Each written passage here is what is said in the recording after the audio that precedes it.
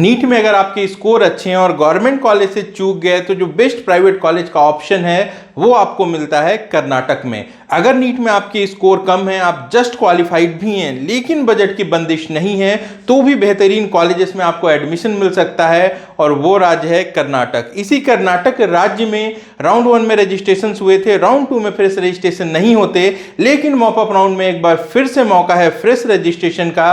तो ऐसे सभी स्टूडेंट जो कि अब तक रजिस्ट्रेशन नहीं करा पाए हैं वो कर्नाटक में फिलहाल रजिस्ट्रेशन करा सकते हैं। बात करेंगे डिटेल्स में इस बारे में आज की इस वीडियो में। नमस्कार दोस्तों, मैं हूं प्रभाकर भारती, स्वागत करता हूं आप सबको मेडिकेयर के ऑफिशियल यूट्यूब चैनल पर।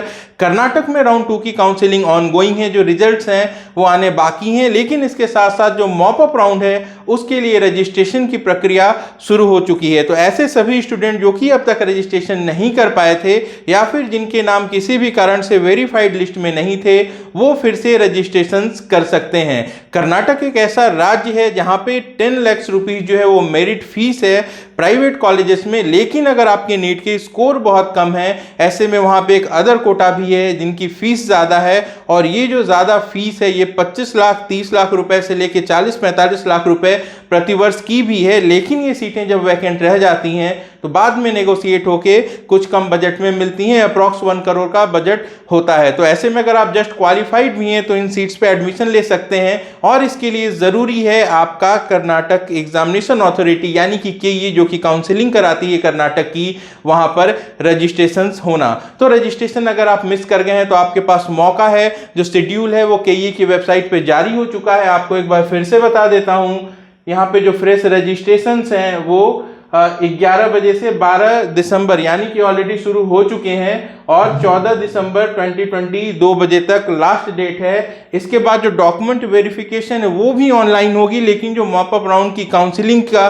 प्रोसीजर है ये ऑफलाइन रहने वाला है। तो फिलहाल आपको डिटेल्स में मैं शेड्यूल बता देता हूं।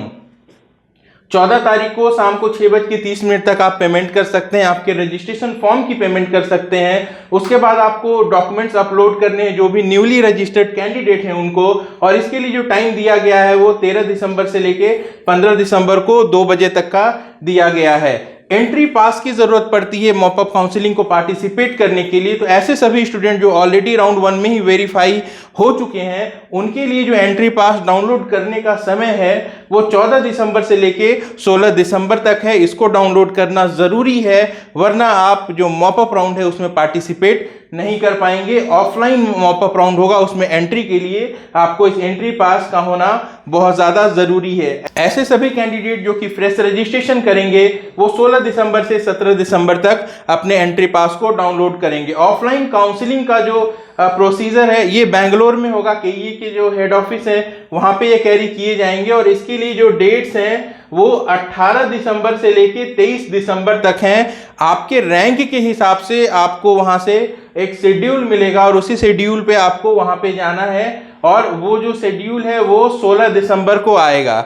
यानी कि 16 दिसंबर को आपको पता चलेगा कि 18 से 23 के बीच में किस डेट को आपको काउंसलिंग को पार्टिसिपेट करना है। इस हिसाब से आप अपने कर्नाटक के लिए जो टिकट्स हैं वो प्लान कर सकते हैं। 25 दिसंबर जो है ये लास्ट डेट है ज्वाइनिंग की, 5:30 बजे तक की टाइमलाइन है, और ऐसे स्टूडेंट जो कि राउंड 1 और राउंड 2 में ऑलरेडी अलॉटेड हैं वो तो मॉपअप राउंड पार्टिसिपेट नहीं करेंगे, लेकिन अब तक अगर उनको सीट नहीं मिली है वो पार्टिसिपेट करेंगे। और अगर मॉपअप में ऑफलाइन काउंसलिंग में उनको अलॉटमेंट होती है तो 25 दिसंबर जो है वो लास्ट डेट है ज्वाइन करने की। इसके बाद भी जो सीटें वैकेंट रह जाएंगी, खासकर जो एनआरआई की सीटें हैं और जो अदर कोटे की सीटें हैं वो कॉलेज को भेज दी जाएंगी 26 दिसंबर को 2 बजे के बाद। एक यहाँ पे नॉर्म्स है जिसको आपको ध्यान में रखना है कि टोटल जो वैकेंट सीट्स होंगी उनका 10 टाइम्स एक मेरिट लिस्ट बनेगी और उस लिस्ट को कॉलेज को भेजा जाएगा और वही स्टूडेंट वहां पे एडमिशन ले पाएंगे। हालांकि बाद में ऐसा होता है कि एक कॉमन मेरिट लिस्ट भेज दी जाती है जिसमें सभी स्टूडेंट होते हैं। तो कुल मिला के जो लास्ट डेट है ज्वाइनिंग की वो 31 दिसंबर को है।